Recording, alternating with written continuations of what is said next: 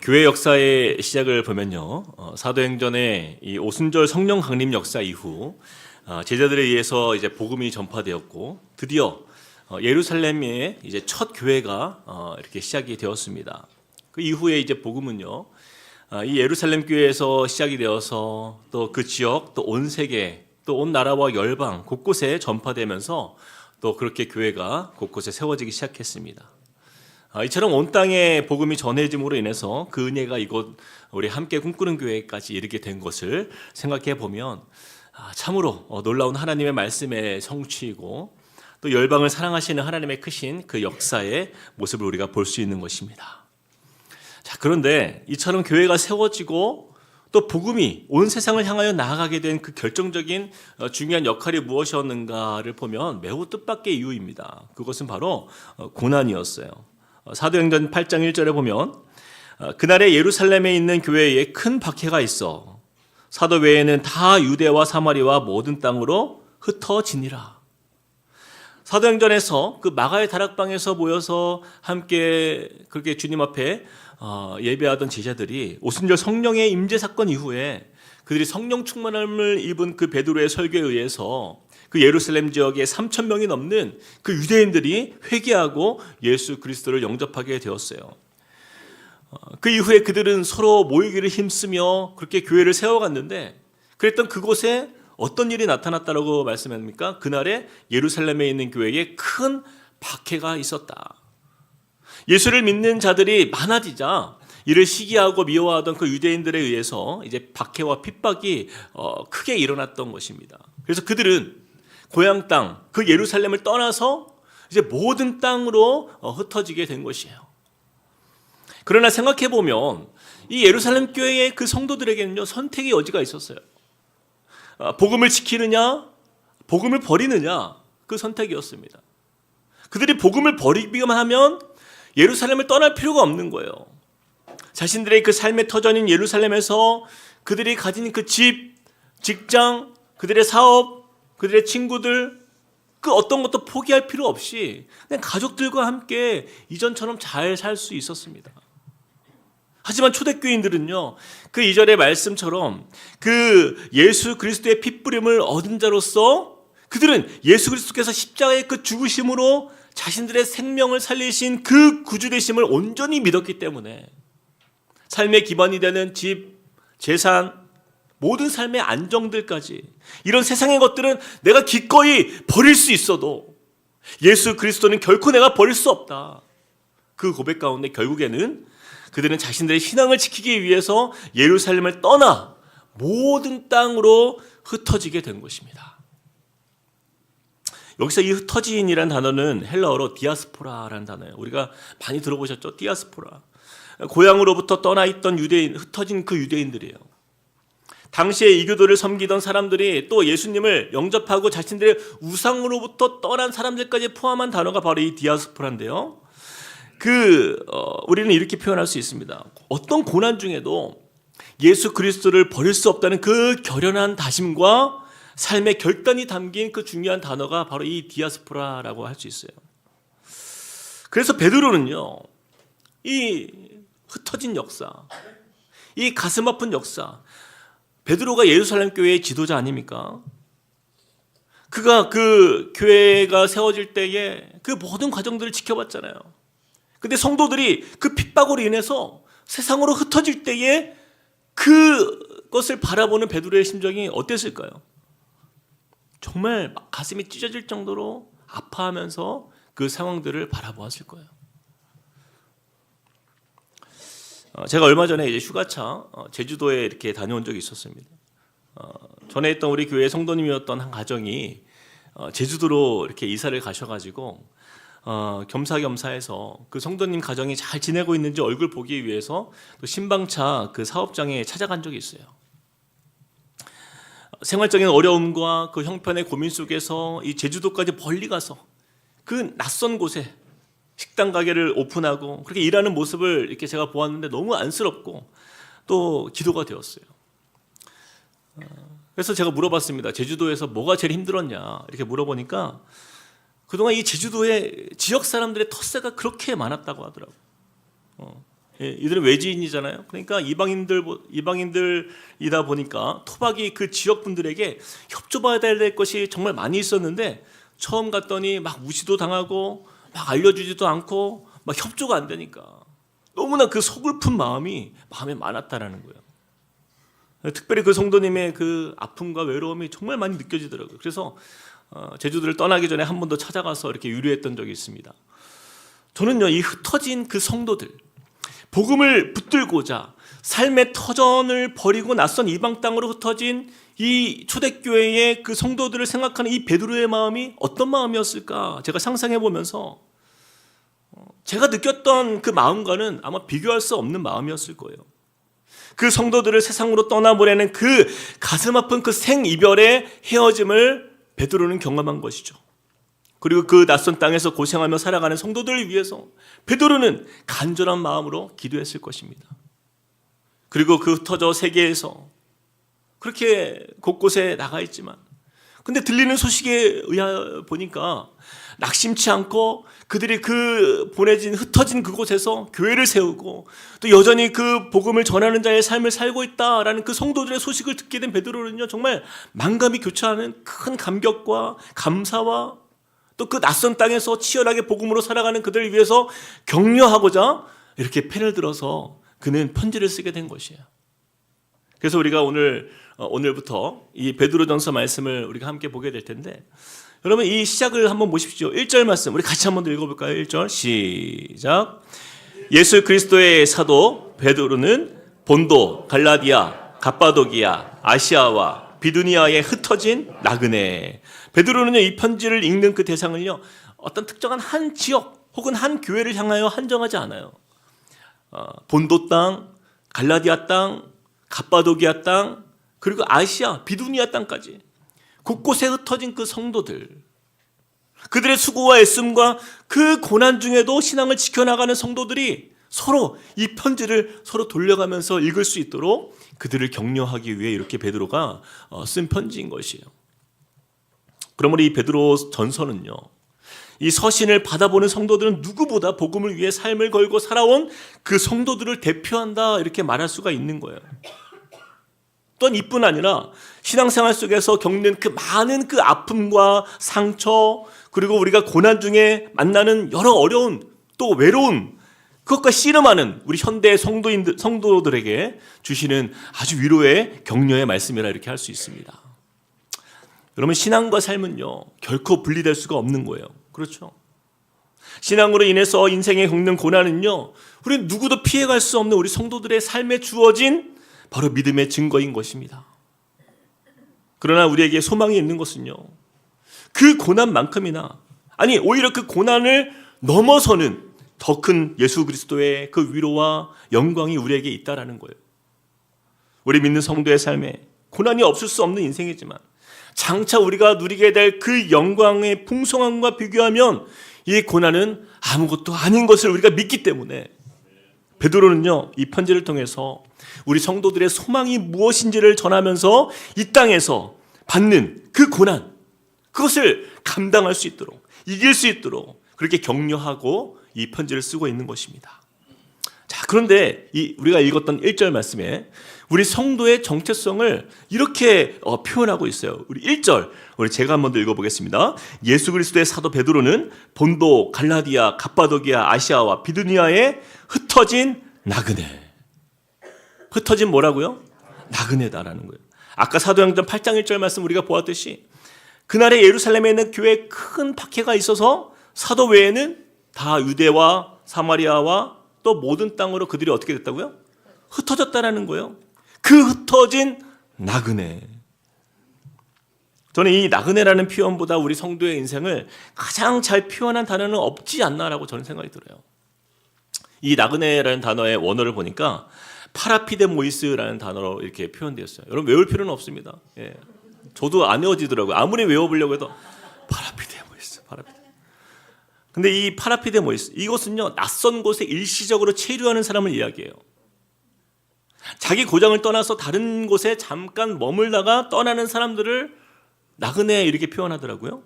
근데 중요한 것은 이 파라피데모이스라는 그 나그네라는 단어가 이 본문에서 다른 한 단어와 함께 쓰입니다. 함께 사용된다라는 거예요. 이것을 같이 봐야 돼요. 그것은 에클렉토이스라는 단어인데 이것은 하나님의 특별한 사랑으로 부름받은 자들이라는 표현이에요. 하나님의 특별한 사랑으로 부름받은 자들. 다시 말하면 이 베드로전서 1장 1절의 말씀을 근거로 우리 성도는 어떤 사람인가? 우리 성도의 정체성은 무엇인가를 이렇게 정의해 볼 수 있어요. 화면에 보시면 성도란 하나님의 특별한 사랑으로 부름받은 자들이 이 땅에 일시적으로 체류하는 나그네이다. 우리 같이 한번 읽어봅시다. 시작. 성도란 하나님의 특별한 사랑으로 부름받은 자들이 이 땅에 일시적으로 체류하는 나그네이다. 성도는요, 세상 사람들처럼 이 땅을 사랑하는 것처럼 보이지만 결코 이 땅이 전부가 아니다라는 것을 믿고 사는 사람이 성도입니다. 성경은요, 말씀 곳곳에서 우리 믿는 성도의 인생에 대해서 표현할 때 이 땅을 잠깐 살다 떠나는 존재로 항상 그렇게 반복해서 우리에게 말씀하세요. 전도서에서는요, 그림자와 같은 인생이다 이렇게 표현하고, 시편에 보면은 꽃과 풀처럼 금방 시드는 인생이다라고 표현하고, 야고보서에서는요, 안개와 같은 인생이다 이렇게 표현합니다. 우리가 사는 이 땅에서의 삶이요, 결코 영원하지 않으며 우리가 돌아가야 할 그 집이 있다는 것을 분명하게 강조하고 있어요. 제가 이 부분을 묵상하다가 예전에 들었던 한 이야기가 생각이 났어요. 길을 가던 한 나그네가 있었습니다. 근데 이 나그네가요, 부지런히 길을 걷다가 보니까 해가 이제 뉘엿뉘엿 이게 지려고 하는 그 시간이 오는 거예요. 그래서 빨리 쉴 곳을 찾아야 되겠다 해서 막 길을 가면서 이리저리 쉴 곳이 있는가 찾아보고 있는데 마침 저 멀리 궁궐 같은 아주 큰 집이 있는 거예요. 그래서 야, 저기에는 내가 쉴 곳이 있겠다 하고 서둘러 그 집에 찾아가서 노크를 했습니다. 주인이 누구시오 하고 이렇게 묻는 거예요. 그러자 저는 길을 가는 나그네인데 하룻밤만 묵고 갈 수 있도록 허락만 해주시면 정말 감사하겠습니다. 그러자 주인이 말합니다. 이곳은 여관이 아니니 여관을 찾아가 보십시오. 이렇게 얘기한 거예요. 이때 나그네가요, 주인에게 다급하게 이렇게 질문을 하기 시작했어요. 이 큰 집에 몇 대가 살아오셨습니까? 예, 지금까지 11대가 여기서 살아왔죠. 그러면 그 11대가 다 생존해 계십니까 지금? 그랬더니 아니 당연히 세월이 많이 지났으니 다들 세상을 떠나서 지금 없지요. 그래서 기다렸다는 듯이 나그네가 이렇게 말하는 거예요. 아니 그렇다면 이 집이 여관과 다른 것이 무엇이 있겠습니까? 대대로 자고 가고 그렇게 11대까지 다들 자고 가고를 반복했으니 제가 여기서 하룻밤 묵고 간들 그것이 무슨 큰 이상한 일이겠습니까? 그런데 그 주인이요, 그 나그네의 말이 너무나 재치가 있어서 한바탕 웃고는 그를 들여보냈다라는 이야기예요. 사랑하는 여러분, 저는요 가끔 저와 여러분의 인생이 이 이야기에 나오는 이 나그네가 우리의 모습이 되어야 되는데 그것이 아니라 가끔 이 큰 집의 주인, 그 주인이 우리의 모습처럼 보일 때가 너무나 많아요. 그래서 혼란스러운 거예요. 많은 성도님들이요, 이 땅에서요 큰 집의 이 주인이 되려 합니다. 11대가 아니라 막 20대, 30대. 말은 나그네인데 삶의 고민을 보면 이 땅에서 다 잘 되는 문제들이에요. 잠깐 있다 떠날 분위기가 아니에요. 마치 돌아갈 본향보다는 이 땅에서 정말 내가 어떻게 하면 이 집이 더 큰 집이 될까, 그 고민을 하고 있는 그 집 주인과 같은 모습이 아닌가라는 생각을 하게 됩니다.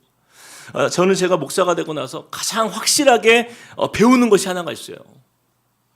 우리 인생은 이 화려한 집을 가진 집주인이 아니라 이 나그네 인생이 맞다라는 것이 저는 더욱더 확실히 깨닫게 되는 거예요. 여러분, 나그네의 특징은요, 만남과 헤어짐을 반복하는 것입니다. 여러분, 우리의 만남이 영원할 것이라고 믿습니까? 여러분, 금방 헤어질 날이 와요. 금방 헤어질 날이 와요. 저는 오늘 말씀을 준비하면서요, 제가 오늘 우리 성도님들 얼굴을 한 분 한 분 그 얼굴을 떠올리면서 이 말씀을 준비했는데 정말 마음이 울컥했어요. 여러분, 이 자리에 우리가 다 함께 앉아있는 것이 영원할 것이라고 믿습니까? 제가 2004년도부터 전도사로 목회를 시작했으니까 이제 어느덧 20년 가까운 시간을 향해서 이 사역을 하고 있어요. 그런데 그동안 얼마나 많은 장례를 제가 참여하고 또 집례를 했겠습니까? 제가 목사가 되었던 그 어느 날, 그 첫 장례를 집회해야 하는 그런 가운데 제가 이제 장례를 한 번도 안 해봐서 이제 처음 목사가 되고 이 장례를 제가 직접 이제 진면을 해야 돼서 선배 목사님을 찾아갔어요. 그래서 어떻게 장례를 진행해야 되는지를 이렇게 물었습니다. 배우게 되었어요. 그런데 그 선배 목사님이 이것저것 알려주시면서 그러면서 이렇게 얘기하더라고요. 자기가 그동안 장례를 집례하면서 천국에 보내드린 성도님이 한 중형교회 정도는 된다. 이렇게 말씀하시더라고요. 그렇게 영원히 함께할 것만 같았던 그 많은 성도님들이요, 마치 약속이나 한 듯이 다들 그렇게 떠났다는 거예요. 제가 그 선배 목사님과 나누었던 그 이야기들이요, 지금도 잊혀지지가 않아요. 사랑하는 여러분, 저와 여러분의 인생은 이 만남과 헤어짐을 반복하는 나그네 인생이라는 것을 우리가 꼭 기억했으면 좋겠어요. 그래서 우리가 우리의 이 만남들은요, 너무나 소중한 거예요. 제가 예전에 유행했던 그 노사연 씨 노래도 있잖아요. 우리 제가 가요를 부르려고 하니까 굉장히 쑥스럽네요. 네. 우리 만남은 우연이 아니야. 이 노래 가사를 보면요, 만남의 소중함에 대해서 부른 노래가 아닙니까? 후렴에 보면 사랑해 사랑해 너를 사랑해, 이거 반복되는 거예요. 그렇죠? 이 노사연 씨가 교회 집사예요. 근데 제가 그 예전에 섬기던 교회에서 이 노사연 씨를 교회에 초청했어요. 제가 연락해가지고 그래서 간증 집회를 한 적이 있었는데, 그때 저랑 같이 식사하면서 그런 이야기를 하더라고요. 예수님을 믿는 그 믿음이 깊어지기 전까지는 이 곡의 의미가 잘 몰랐대요. 어떤 의미인지. 세상적으로 예수님을 자기가 더 깊이 알아가고 믿음이 생기니까요, 이 곡이 다시 해석되어지더라는 거예요.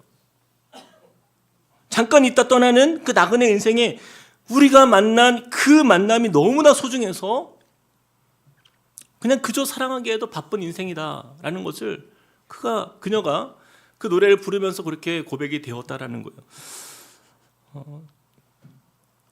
제가 사실은 준비하면서 이 곡을 같이 한번 불러볼까라고 생각을 해봤는데 가요라서 참겠습니다. 제가 우리 한국교회 우리 성도님들이 이 의미가 무엇인지를 잘 안다면 교회에서 그렇게 싸우거나 막 미워하거나 다투는 일이 없으리라 저는 생각해요. 그럼 금방 시간 지나갑니다. 이 땅에서 헤어질 사람들끼리 무슨 영화를 누리겠다고 그렇게 다투냐고요. 제가 늘 이야기하잖아요. 여러분, 송구영신 예배 몇 번 드리면 우리 다 이 세상 떠납니다. 얼마 안 남았어요. 저 송구영신 예배 한 20번 좀 그 정도 드리면 저도 뭐 다 은퇴하고 떠나더라고요. 저도. 작년에 이곳에 함께 계셨던 성도님들 중에요, 올해 이곳에 안 계신 성도님들 계십니다. 나그네로 함께 고생하며 사는 인생인데 우리가 서로 불쌍히 여겨야 되는 거예요. 제가 작년에 우리 교회에 한 권사님이 그 76세의 연세로 그 스페인의 그 산티아고 그 순례길을 다녀오신 이야기를 듣게 되었어요. 너무 감동이 되더라고요. 권사님께서 작년 수예배 그 찬양 예배 때 그때 이제 내평찬에 나와서 간증하고 또 이야기를 나누어 주신 것을 제가 이제 또 기억하는데, 그때 50일간의 여정 800km나 되는 그 순례길을 함께 그것을 걸으면서 많이 힘들었다. 그런데 그 너무나 감동이 되었다라는 것을 이렇게 나누었죠. 근데 그 봉사자들이 그 중간중간에 그 길마다 그렇게 있어가지고 그 지나가는 그 순례객들을 돌봐주고, 다 그분들이 다 봉사자들 섬기기 위해서 그 순례객들을 돌보고 그들의 손길이 너무나 큰 격려와 도움이 되었다는 이야기를 제가 들었어요. 그래서 이들은 어떤 나라에서 뭐 보상을 받는 것도 아닌데 막 순례객들 중에서 아픈 사람이거나 불편한 사람이 있거나 힘든 사람을 보면은 그들을 막 챙겨주는 거예요. 도와주는 거예요. 그중에 어떤 분은 77세의 그 어르신들이 봉사하는 것을 보면서 권사님이 큰 도전을 받았다라는 것을 제가 듣게 되었어요. 그 순례객들이요, 중간중간마다 숙소에서 그 다음에 그 장소에 들리게 될 사람을 위해서, 그 다음에 이 자리에 또 들리게 될 사람들을 위해서 자기들이 가져왔던 그 쌀과 밀가루 이런 것들을 남겨놓고 서로 배려해 가면서 그렇게 그 순례길을 걸어가는 거예요. 근데 너무나 그것이 우리의 믿음의 삶이 그렇게 되어야 되지 않는가라는 생각을 해봅니다. 저는 어쩌면 우리 믿음의 삶이 이 힘든 길을 걸어가는 우리들끼리 우리 지친 사람들을 서로 돌아보고 또 나의 것을 아낌없이 나누어주면서 내가 알지 못하는 그 뒤에 오는 사람들을 배려할 수 있는 그런 마음들이 함께 넘쳐나는 곳이 바로 교회가 되어야 할 줄 믿습니다. 그것이 성도인 것이죠. 우리 옆에 있는 성도들에게 한 번 더 이렇게 한번 인사해 볼까요? 사랑만 하기에도 시간이 부족합니다. 아멘. 오늘 본문 말씀으로 들어와서 보면 이 나그네와 같은 우리 인생의 여정 속에 하나님은요, 그 인생의 시련과 고난이 분명히 우리에게 존재할 것인데, 그러나 이 모든 것을 이길 수 있는 특별한 은혜들이 있다라고 우리에게 말씀하세요. 자, 그렇다면 우리 나그네 인생에게 주시는 그 특별한 은혜가 무엇인가? 우리 말씀을 통해서 좀 더 보았으면 좋겠습니다. 우리 첫 번째입니다. 나그네 인생에게 주시는 특별한 은혜. 첫 번째 같이 한번 읽어볼까요? 시작. 산 소망을 얻게 하십니다. 3절과 4절도 우리 같이 읽어보겠습니다. 시작. 우리 주 예수 그리스도의 아버지 하나님을 찬송하리로다.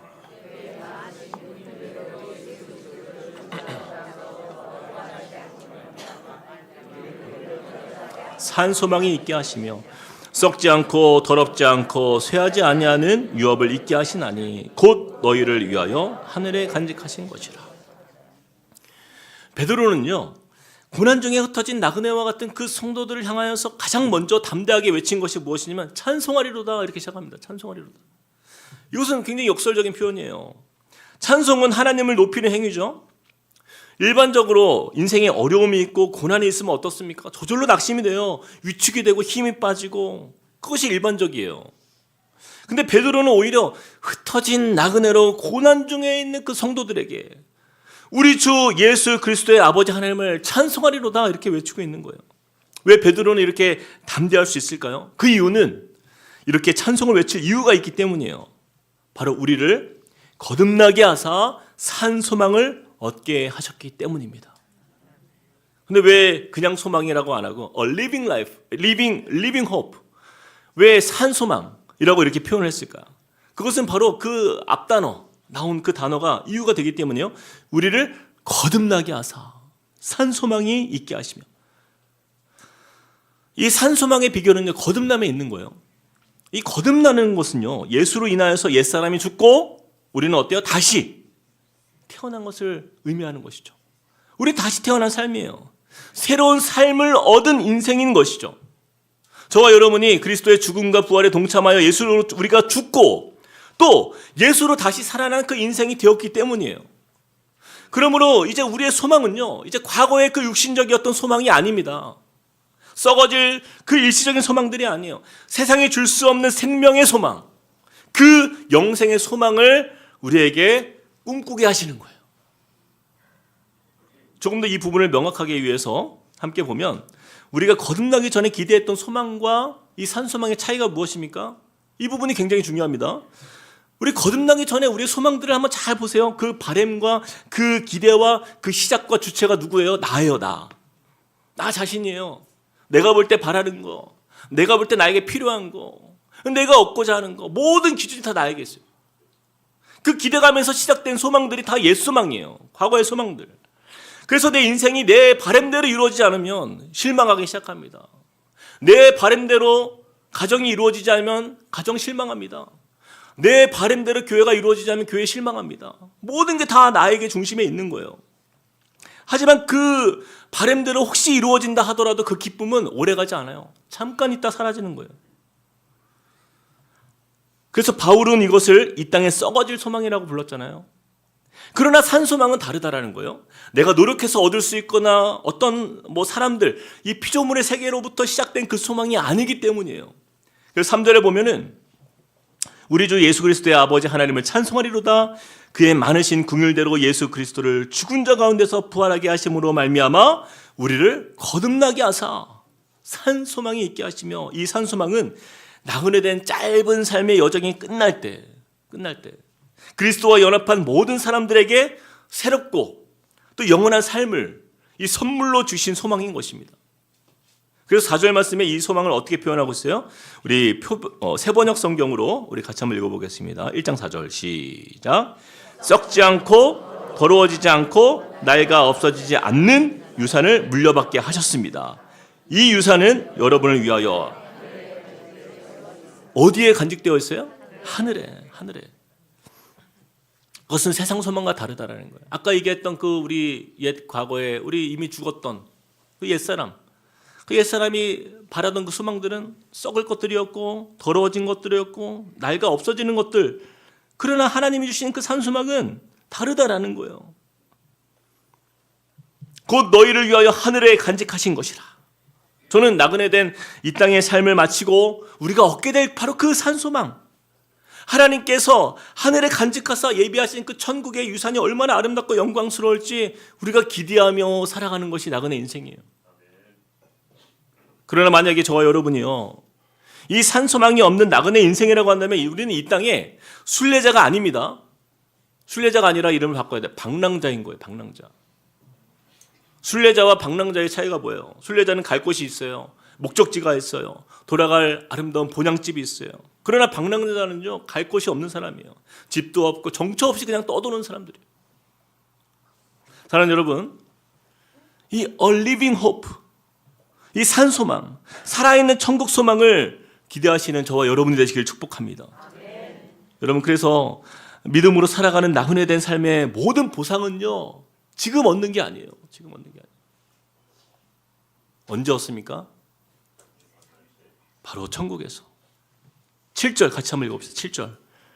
자, 큰 소리로 읽어보겠습니다. 시작. 너희 믿음의 확실함은 불로 연단하여도 없어질 금보다 더 귀하여 예수 그리스도께서 나타나실 때에 칭찬과 영광과 존귀를 얻게 할 것이라. 언제 맡는다고? 예수 그리스도께서 나타나실 때, 주님을 만나는 그날 우리는 바로 그 칭찬과 영광과 존귀를 얻는 거예요. 그래서 바울은요, 이것을 너무너무 사모했어요. 디모데후서 4장 8절에 이렇게 말씀합니다. 이제 후로는 나를 위하여 의의 면류관이 예비되었으므로 주 곧 의로우신 재판장이 그날에 내게 주실 것이며 내게만 아니라 주의 나타나심을 사모하는 모든 자에게도니라. 바로 이 산소망을 얻게 하신 하나님께 감사하며 힘있게 찬송하며 믿음의 삶을 사는 우리 모두가 되기를 주님의 이름으로 축복합니다. 자, 두 번째입니다. 나그네 인생에 주시는 특별한 은혜 두 번째 같이 한번 읽어볼까요? 시작. 하나님의 능력으로 보호하심을 받습니다. 우리 5절과 6절도 같이 읽어봅시다. 시작. 너희는 말세에 나타나기로 예비하신 구원을 얻기 위하여 믿음으로 말미암아 하나님의 능력으로 보호하심을 받았느니라. 그러므로 너희가 이제 여러 가지 시험을 말미암아 잠깐 근심하게 되지 않을 수 없으나 오히려 크게 기뻐하는도다. 저는 가끔 그런 분들을 봅니다. 우리 성도님들 중에 어떤 성도님은요, 예수님을 영접하면 모든 문제가 다 사라지고 다 해결되고 그냥 만사형통, 그냥 그렇게 모든 문제 없다, 걱정 없다, 그런 분들이 가끔 계세요. 그래서 그런 분들이 이웃을 전도할 때도 예수 믿으면 아무 걱정 없어, 예수만 믿으면 모든 일이 다 잘 풀려, 그러니 예수님 믿어봐. 근데 이게 꽤 작전이 잘 통해요. 그래서 과거에 이렇게 전도해서 교회 오신 분들이 꽤 많았습니다. 근데 교회를 다녀보면 그 말이 틀렸어요. 속았다라는 거예요. 그래서 이분들이 다시 교회를 떠나갑니다. 여러분, 예수만 믿으면 안 되던 사업이 갑자기 잘 되고, 뭐 공부 못하는 아들이 갑자기 막 좋은 대학 가고, 근데 상상만 해도 좋죠? 막 잃었던 건강이 한 번에 좋아지고 막 그렇습니까? 물론 하나님께서 역사하시면 불가능이 없는 거는 맞아요. 그러나 우리 하나님은요, 우리가 그냥 내 문제 해결해 주시는 그 하나님 정도로 알고 믿는 그 믿음을, 우리 예수님은요, 그것을 우상 숭배라고 말씀해요. 그것은 죄라고 말씀하십니다. 하나님을 위해서 내가 존재하는 것이 아니라 나를 위해 하나님께서 존재하시는 바로 그 하나의 우상이 되어버리는 거예요. 이것은 이 땅에 나그네로 살아가는 성도의 정체성을 흔드는 잘못된 믿음인 거죠. 여러분 6절을 보십시오. 6절을 보니까 이렇게 말씀합니다. 그러므로 너희가 이제 여러 가지 시험으로 말미암아 잠깐 근심하게 되지 않을 수 없으나 오히려 크게 기뻐하는도다. 어떤 시험이 등장합니까? 인생에 여러 가지 시험이 있다라는 거예요. 한두 가지가 아닙니다. 우리가 예수님을 믿어도 우리 인생길에는요, 이 시험들이 닥쳐와요. 예수 믿는다고 고난이 없거나 시험이 없거나 뭐 고난이 알아서 피해간다거나 그러지 않습니다. 우리가 고난과 시험을 만난다는 것은 결코 피할 수 없는 또 필연적인 우리 성도의 삶의 일부예요. 그럼 목사님, 예수를 믿어도 고난이 있고 예수 안 믿어도 고난이 있으면 뭐 애써 우리가 예수님 믿을 필요 있습니까? 이러나 저러나 인생이 고난이라고 한다면 무슨 차이가 있습니까? 근데 여러분, 결정적 차이가 있어요. 6절 말씀 뭐라고 말씀하세요? 그러므로 너희가 이제 여러 가지 시험으로 말미암아 잠깐 근심하게 되지 않을 수 없으나 어떻게 해요? 오히려 크게 기뻐하는도다. 우리도 많은 시험과 고난을 겪지만 그 근심은 얼만큼 하는 근심이에요? 잠깐이에요. 잠깐 하는 근심. 우리 예수를 믿는 성도들의 삶에 어떤 어려움을 만나든 그 고통과 슬픔은요, 오래 머물러 있지 않습니다. 이거 중요한 거예요. 왜 그럴 수 있습니까? 예수님 말씀하시잖아요. 수고하고 무거운 짐진 자들아 다 내게로 오라. 내가 너희를 쉬게 하리라. 문제를 가지고 예수님께 나아가면 예수님께서 그 문제를 맡아주시고 우리가 예수 안에서 쉼을 누릴 수 있는 은혜를 주시기 때문이에요.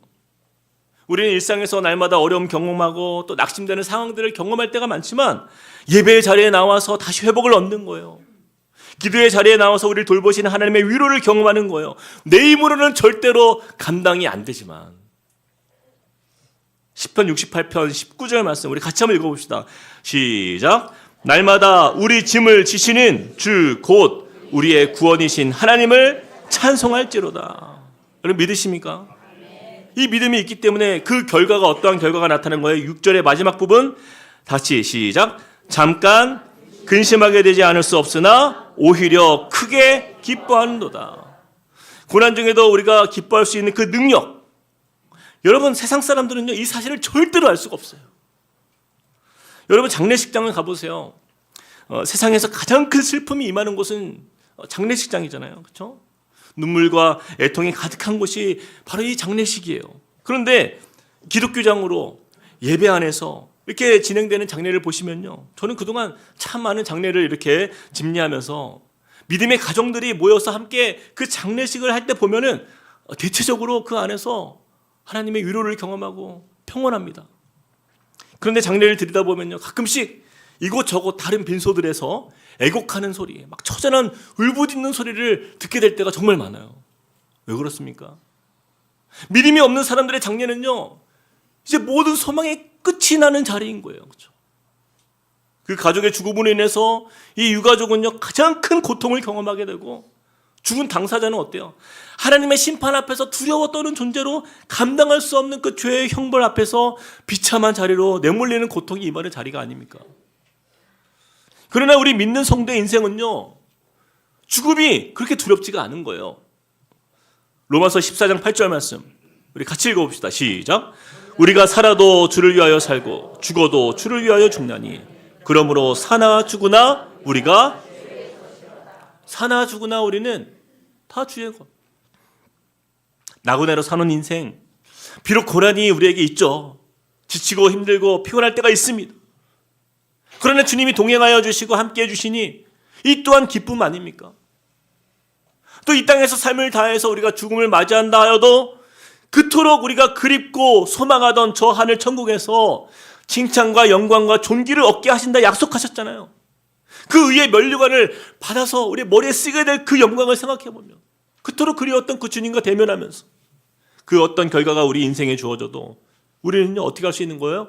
오히려 크게 기뻐할 수 있도다. 사랑하는 성도 여러분, 바로 이것이 나그네로 살아가는 저와 여러분의 고백이 되어야 할 줄로 믿습니다. 우리 함께 마지막으로 5절을 읽어보겠습니다. 5절 시작. 너희는 말세에 나타나기로 예비하신 구원을 얻기 위하여 믿음으로 말미암아 하나님의 능력으로 보호하심을 받았느니라. 아멘. 저와 여러분의 인생은 비록 나그네처럼 사는 인생일지라도 누가 우리를 보호하고 계신다라고요? 하나님의 능력으로 보호하심을 받는 인생입니다. 여러분 이 믿음의 길을 걷기를 결코 두려워하지 마시기를 축복드립니다.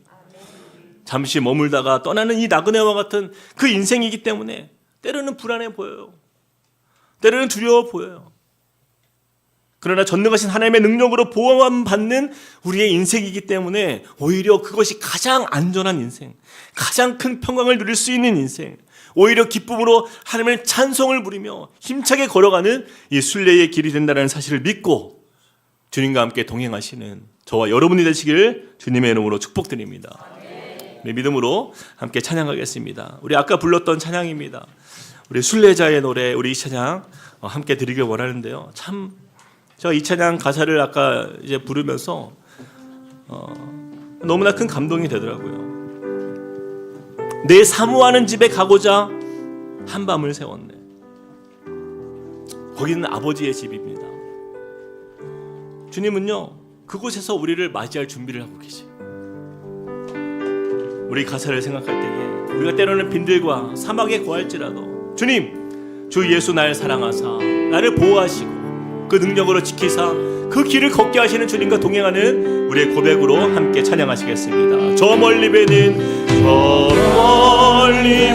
나의 시온산 오 거룩한 곳 우리가 사모하는 그곳 우리 아버지 집을 향하여서 우리의 마음을 들이며 나갑니다. 내 사모하는 집에 가고자 한밤을 새 우리의 피곤하고 지쳐있는 우리의 인생이지만 저 망망한 바다 위에서 이 몸이 상할지라도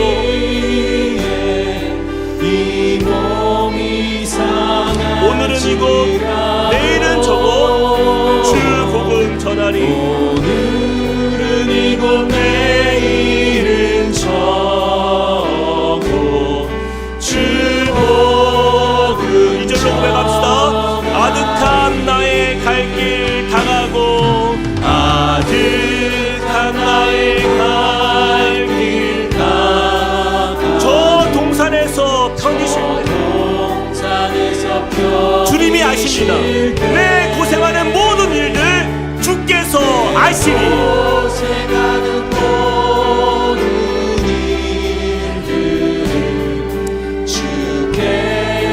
우리가 이 땅 살면서 빈들이나 사막에서 우리의 몸이 고날지라도 빈들이나 사막에서 이 몸이 고날지라도 내 주 예수 날 사랑하사 내 주 예수 날 사랑하사 날 지켜주시니 날 지켜 빈들이나 사막에서 이 몸이 고날지라도 빈들이나 사막에서 이 몸이 고날지라도 오 내 주 예수 날 사랑하사 날 지켜주시리.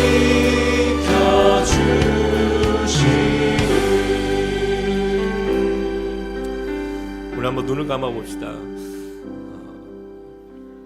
제가 이렇게 가끔 우리 성도님들의 이 얼굴을 볼 때마다 이분들이 가지고 있는 그 아픔과 어려움과 또한 힘든 일들을 또 알기 때문에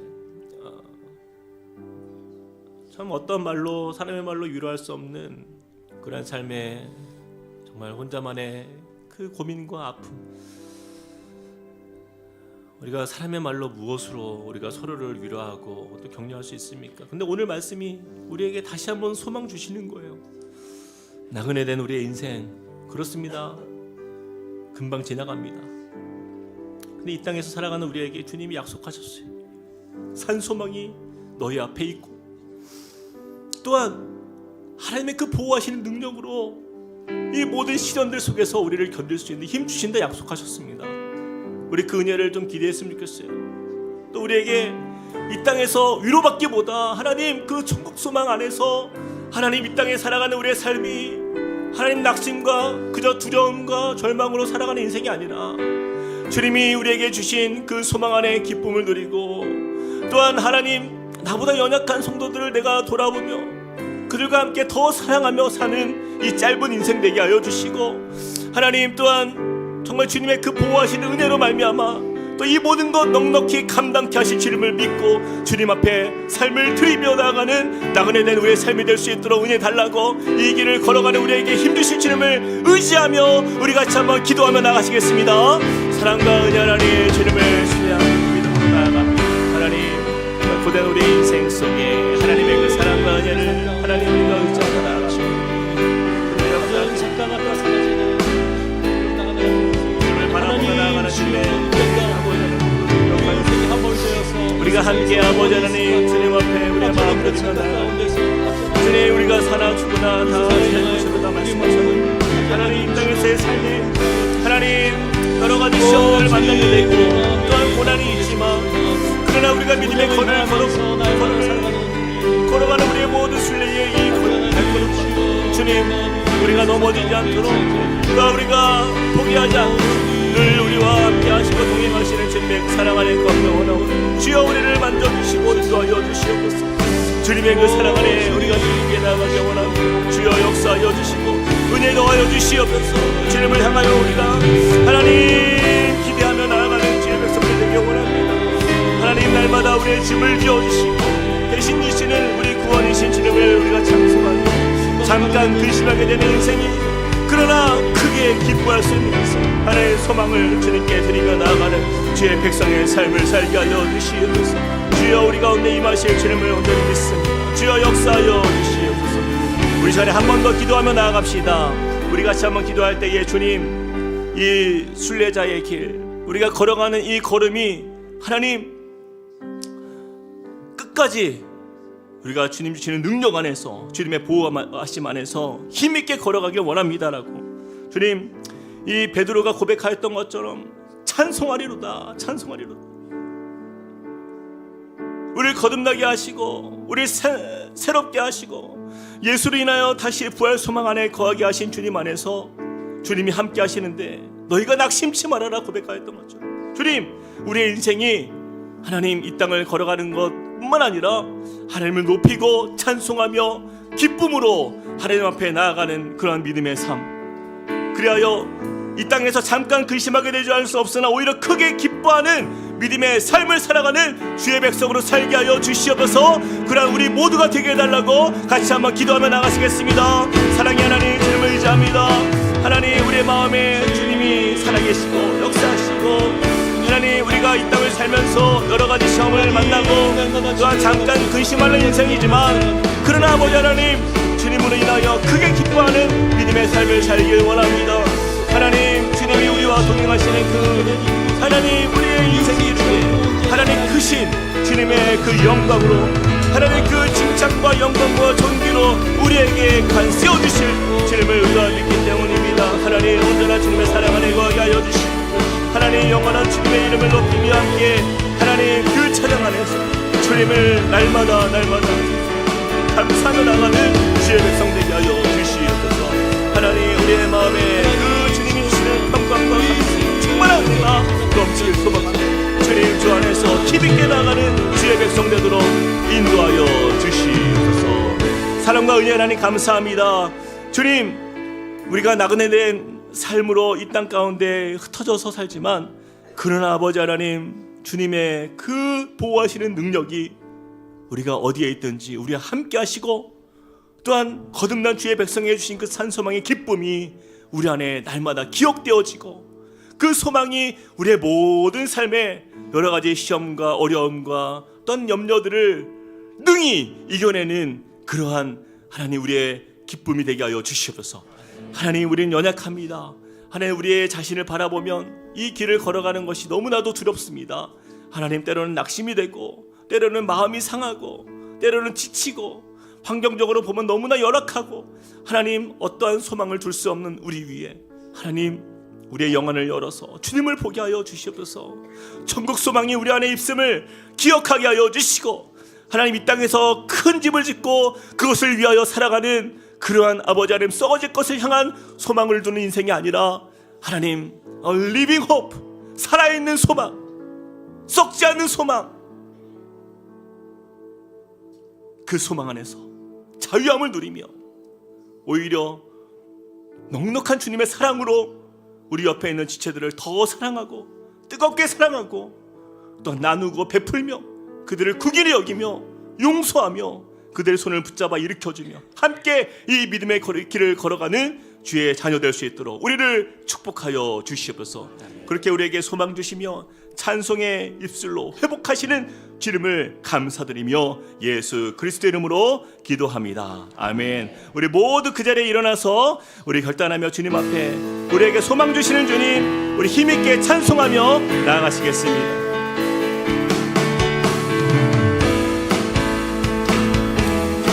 주 이름 찬양 풍요의 강물 흐르는 주 이름 찬양 풍요의 강물 흐르는 부요한 땅에 살 때에 주님 찬양해.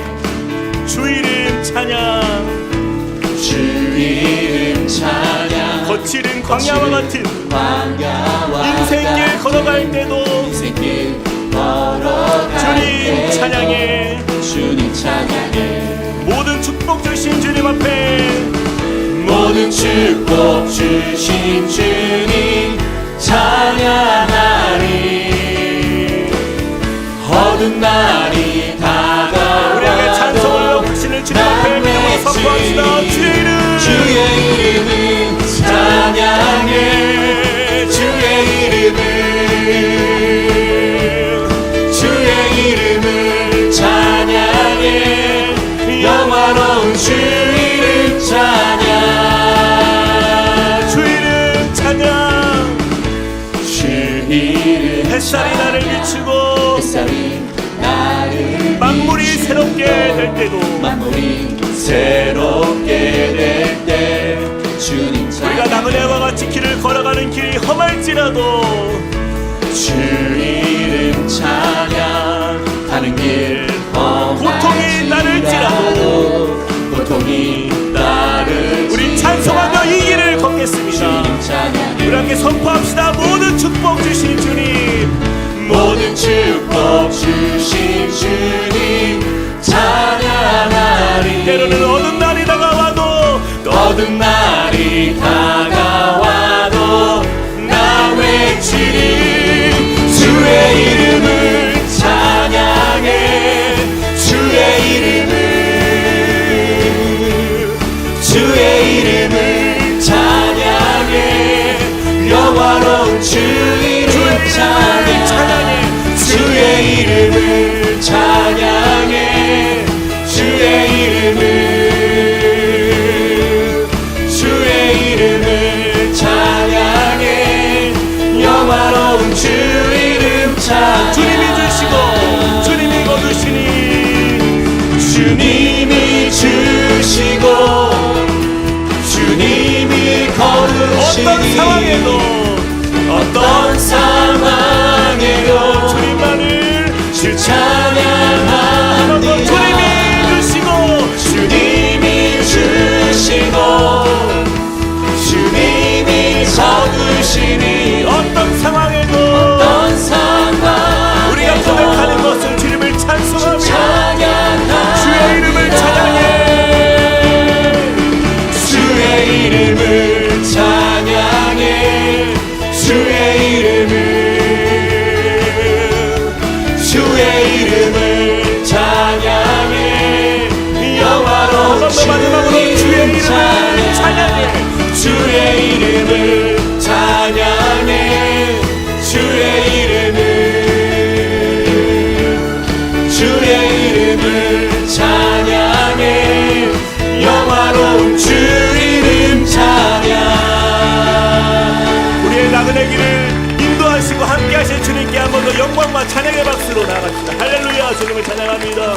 우리의 길을 하시고 우리 연단하시며 우리에게 정금과 같은 소망 주시는 주님 그 은혜 안에서 우리가 주님을 높여드립니다.